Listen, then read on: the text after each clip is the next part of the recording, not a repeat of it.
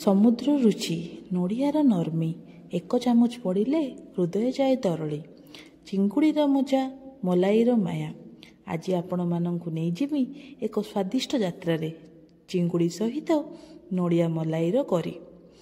ନଡ଼ିଆର ମିଠା ମଲାଇ ଓ ତାଜା ଚିଙ୍ଗୁଡ଼ିର ଲାଜବାବ ମିଶ୍ରଣ, ମସଲାର ସୁଗନ୍ଧ, ଗାଢ଼ ସ୍ୱାଦ ଓ ନଡ଼ିଆର କ୍ରିମ୍ ଟଚ୍। ଏହି ଥାଳି କିଛି ମୁହୂର୍ତ୍ତରେ ବନିଯାଏ ଘରର ପ୍ରିୟ ଥାଳି।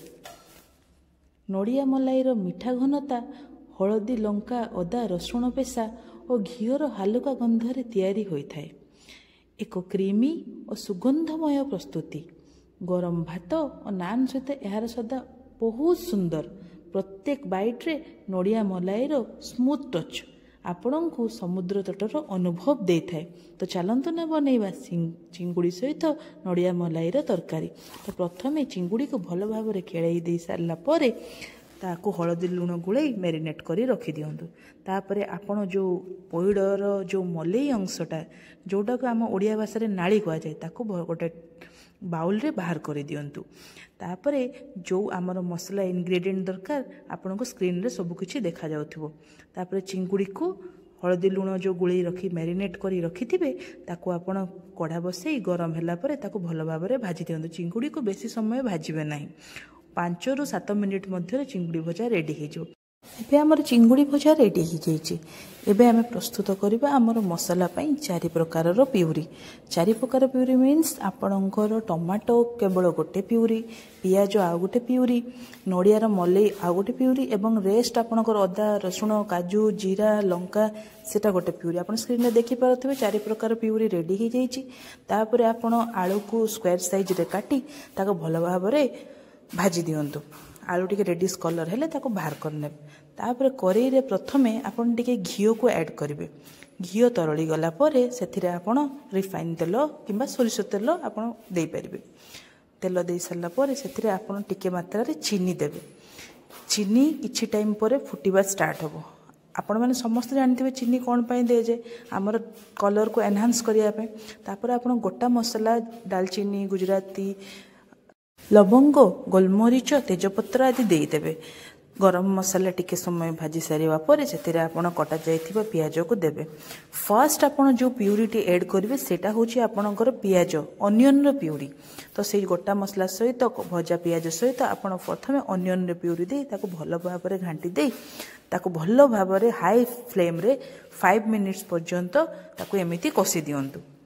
ଦେଖନ୍ତୁ ସେଥିରେ ତାପରେ ସ୍ୱାଦ ମୁତାବକ ଲୁଣ ଆଉ ହଳଦୀ ଗୁଣ୍ଡ ପକାଇ ଦିଅନ୍ତୁ। ତାପରେ ହଳଦୀ ଲୁଣକୁ ଭଲ ଭାବରେ ଘାଣ୍ଟି ଦେଇ ମସଲା ସହିତ ତାକୁ ଲୋ ଫ୍ଲେମ୍ରେ 5 ରୁ 10 ମିନିଟ୍ସ ପର୍ଯ୍ୟନ୍ତ ଢାଙ୍କିକି ରଖିଦିଅନ୍ତୁ। ମସଲାଟି ଯେମିତି ଭଲ ଭାବରେ କଷି ହେଇଯାଇଥିବା ଦରକାର। ମସଲାଟା ନ କଷିଲେ ଆମର ଓଡ଼ିଆ ଘରର ତରକାରୀର ସ୍ୱାଦ ଆସେ ନାହିଁ।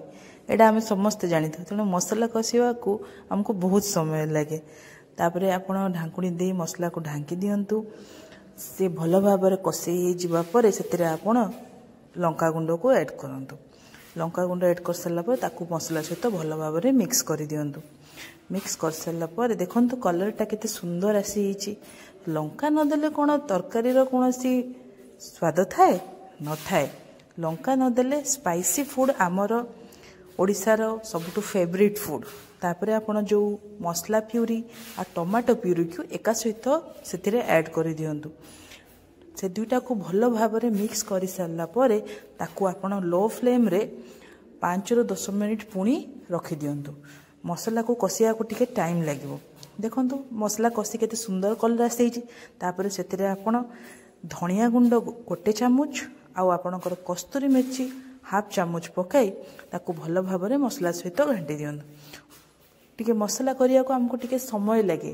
ମସଲା ନ କଷିଲେ ଆମକୁ ମନଟାର ସନ୍ତୁଷ୍ଟି ଆସେନି।